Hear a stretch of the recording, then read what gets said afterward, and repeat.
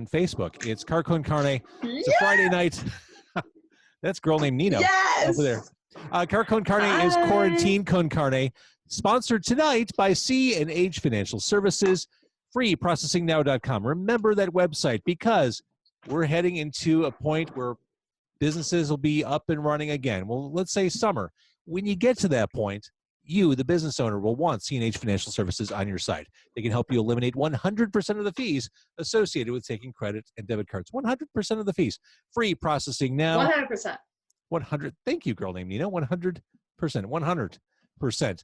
So that is C&H Financial Services. Before we talk to Girl Named Nino, who is performing live right here on Carne's Facebook at 8:50, or if you're listening to the podcast before the podcast is over, I do want to mention these just came in on carne.com. If you click on free merch, not free merch, new merch, definitely not free merch. Free merch. The new limited edition Quarantine Con Carne t-shirt in white. Woo! That's right. Ow. And check this out. I love this. 1 hour tees. Oof. That's where I do my merch. The black tee. Quarantine Con Carne, limited edition stuff, new merch on carne.com. A value at any price, but I think they're $20. So. It's Car Con Carne. Let's eat in the car. It's Car Con Carne. And now here's the star of our show, James Van Alstyne.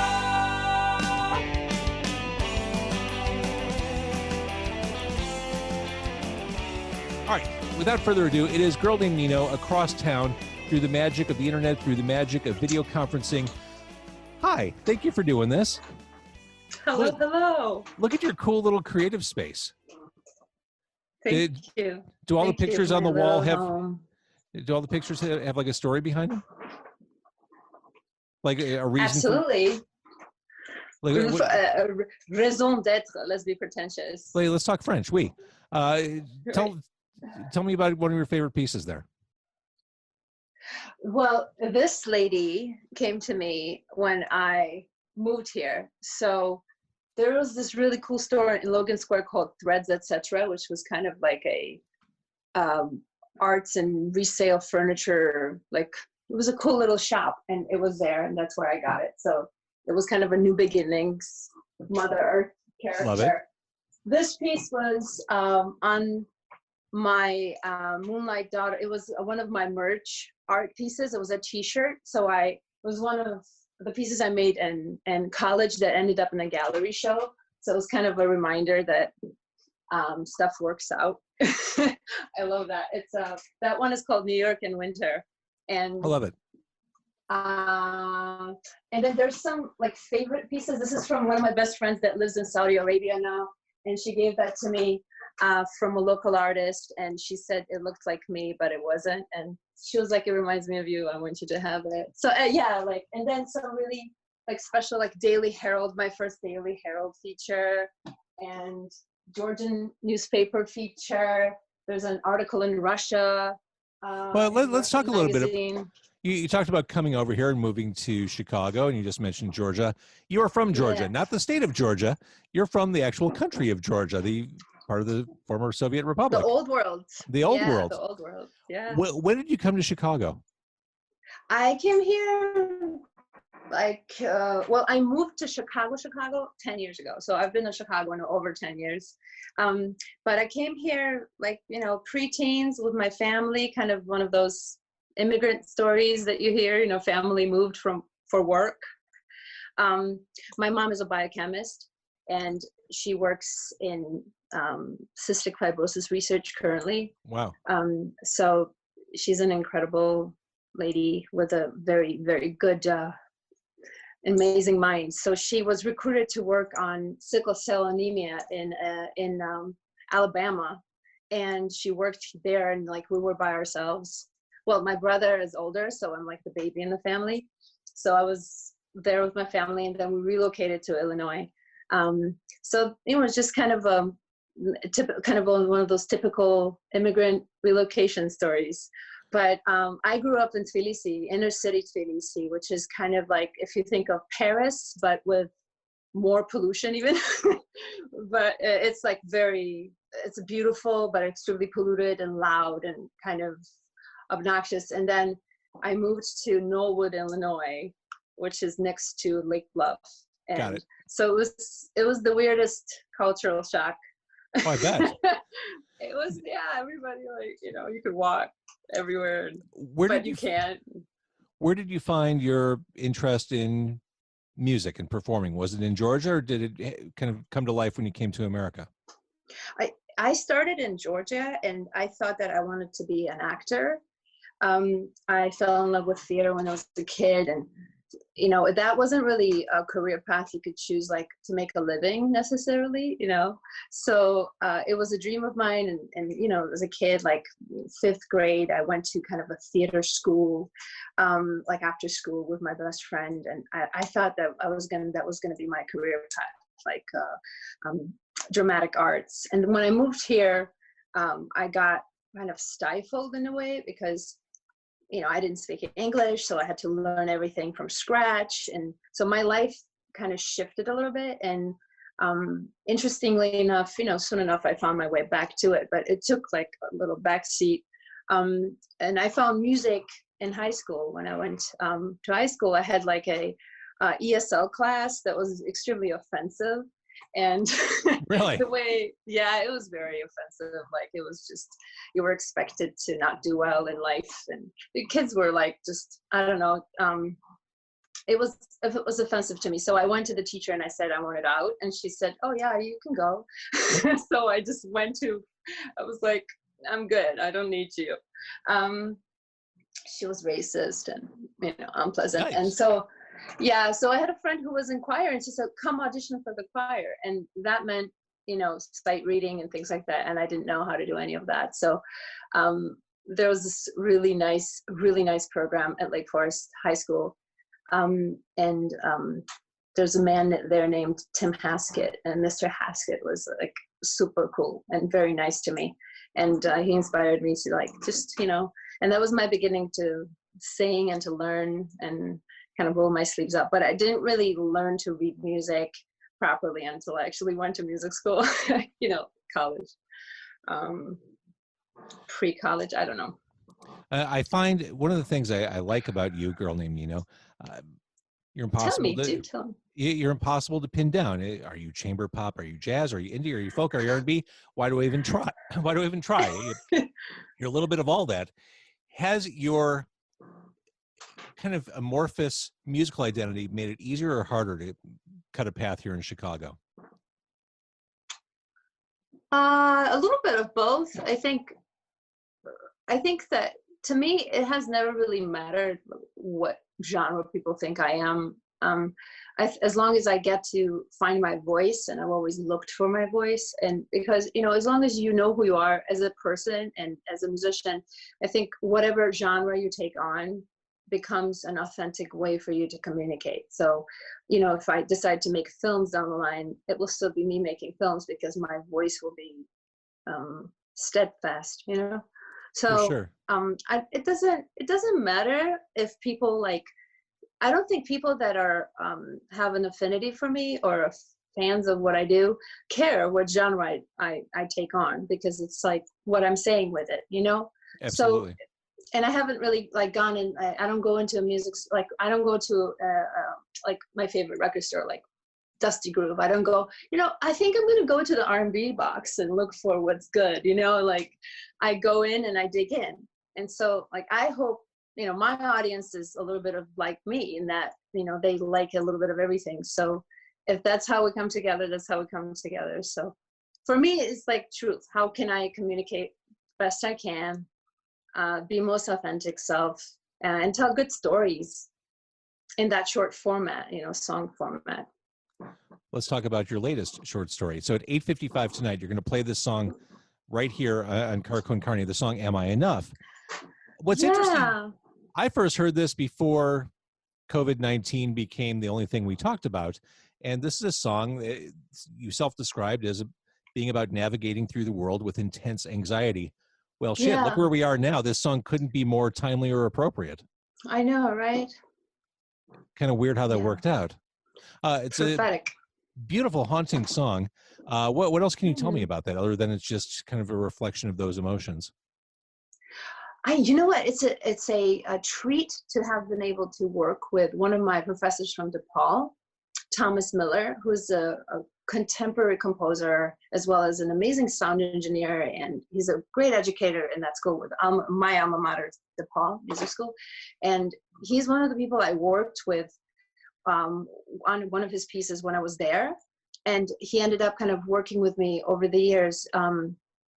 For video projects with his senior graduating SRT class, and they work on these experimental recording techniques. So, we worked several times. Like last time we worked, we had a chamber group.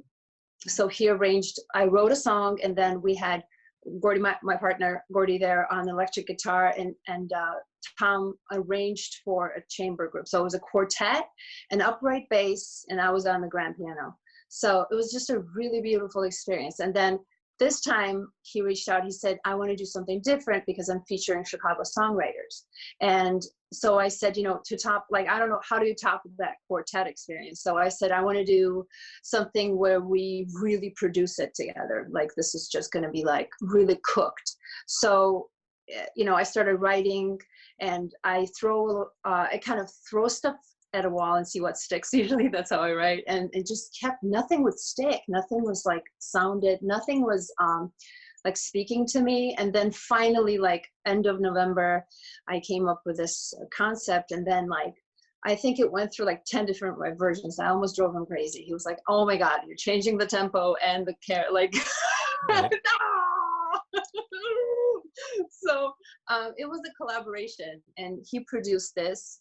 And based on kind of like the vibes I was feeling, like I was really feeling the Lana Del Rey record. I was really feeling some of the Post Malone stuff that came out. So I wanted to kind of tap into artists that I like that are on a, like Billie Eilish, people that are on the forefront, but make authentic music, that are songwriters first, but also really like producing their own stuff. And I see them making records for years to come, and that's kind of the kind of artist, I would like to be. I would like to think that that's the kind of artist I am. So that we ended up creating this together. And it's a little different and a little fresh and a new direction for me, which is where I want to go into more like, electronic alternative pop, more not dance music, but with a little more cooked stuff, less acoustic, but more not mainstream, but something that could be on the radio, or more likely to be on the radio. For sure. And I do want to again say that song, Am I Enough, will be played live by you, or live-ish, at 8:55 right here on Carne on the Facebook page. I mentioned the whole pandemic thing we're living through right now. It is quarantine con carne right now. How are you holding up, Nino? I'm very fortunate because I'm quarantining with my favorite people, with my kid is in kindergarten. We're e-learning.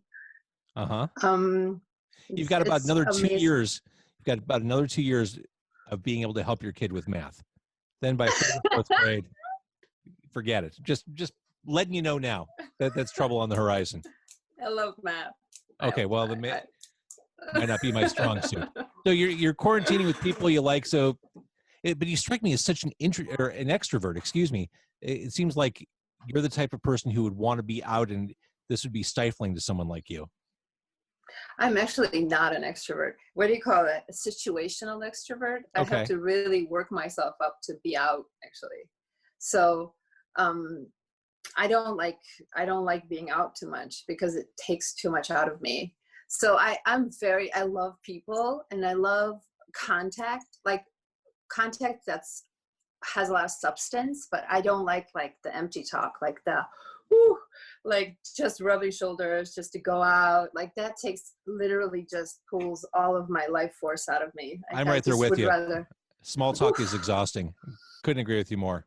And then I don't like it, like when I know you don't want to, I don't know. There's a lot of that in our industry, and you would know, you have to go to a lot of things, and there's great, like being online is a great way to kind of avoid having to be always in meetings one-to-one, and, online calls.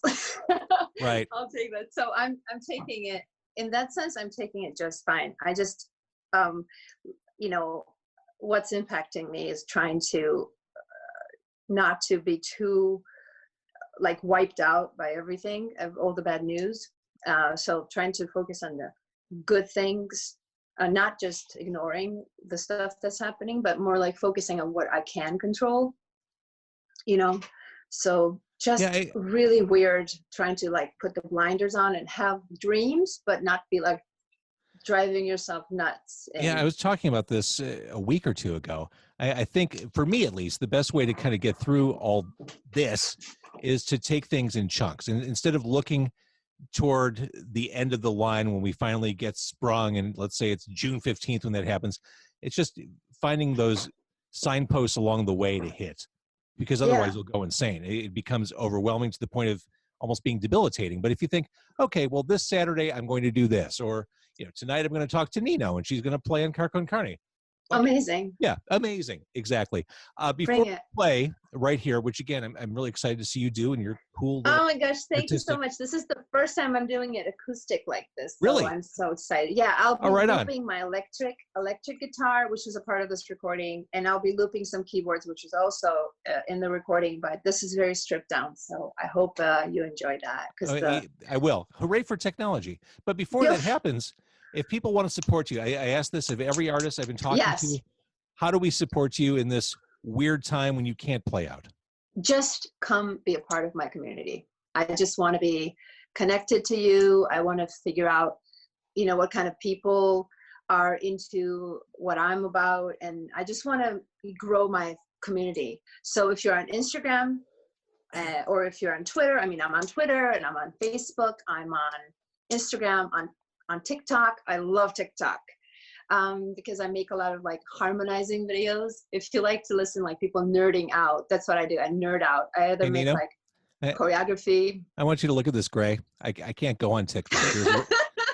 There's a default setting on my Android phone that won't let me actually download the app because of the gray hair. Just the face scan, right? Yeah, exactly. Sorry. Okay, boomer, you're out. Lies. It's not true. It's a very interesting platform. Remember when Instagram was blowing up? Before it blew up, people were like, oh, I don't want to post pictures. And people thought it was a picture app. And now look at what it's done. So for sure. It's, it's not for everybody for sure. But like YouTube, I make different content. I make weekly videos and I do more of like behind the scenes. Before things kind of shut down, I did more of like behind the scenes of what artists do. So you don't just come out on stage and look fabulous and sound great. Like, what does it take to do what you do? Because coming up, I didn't have a lot of insight on what that was about. And like when I would ask people and I would get a lot of weird non-answers. So it's really good to have kind of offer that kind of mentorship without really like, oh, look at me. It's more like, hey, come into my world, like be a part of this. So, for sure. Come into my world. Thank you for having me. I'm a huge fan of Carne and I've been like, like tweeting at you about like tahini and barbecue sauce and weird it's true alternatives to barbecue. And when the ban lifts, we have to do like get vegan burgers. And I'm all in. All right, I'm going to let you get ready to perform. I want to thank everyone who's been watching on Facebook Live. Tony, Mark, Katie, Dan, Tracy, Jeff, James, Ryan, Dominic, Christy, Daniel, Planker, Eric, everyone else has been checking us out. Thank you. Don't go away if you're on Facebook. Nino is going to be playing right here on Carne in minutes. Thank you for watching the Facebook Live. Let's go.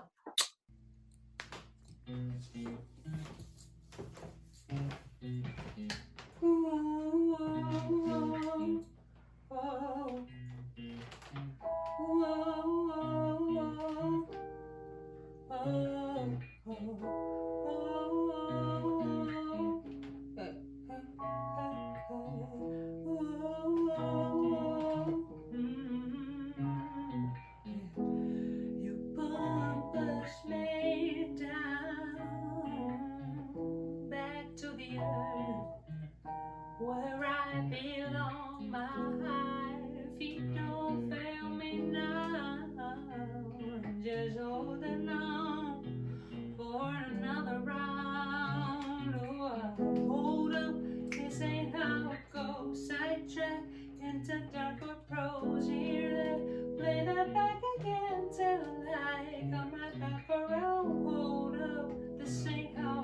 go sidetracked into darker prose. Hear that, play that back again till I come right back around. Am I enough? Am I good enough? Am I enough for you? Am I good enough for you? Am I enough? Am I good enough? Am I enough for you? Am I good enough for you? Am I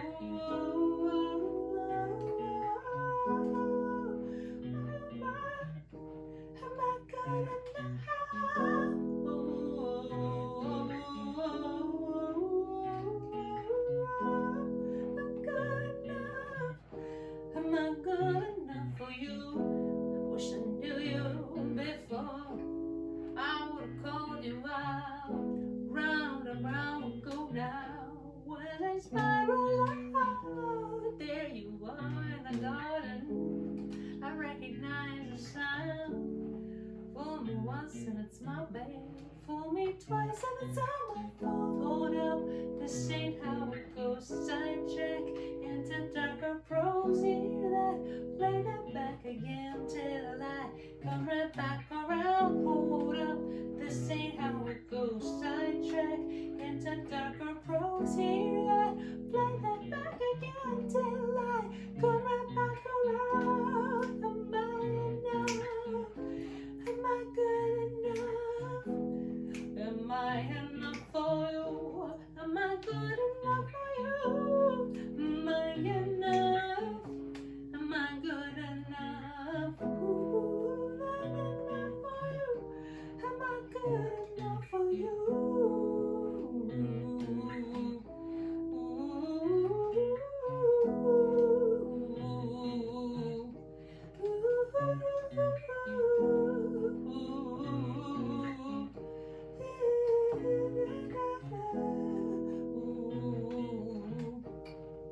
Good enough for you. Listen up and I won't hold nothing back. Got my pride, but I work for it. Live my life with my heart in my hand. Let it grow back stronger when it's broken. And every morning when I'm up, remember what my old man said to me. Remember who helps you up when you're face down on the ground. What goes around always comes around.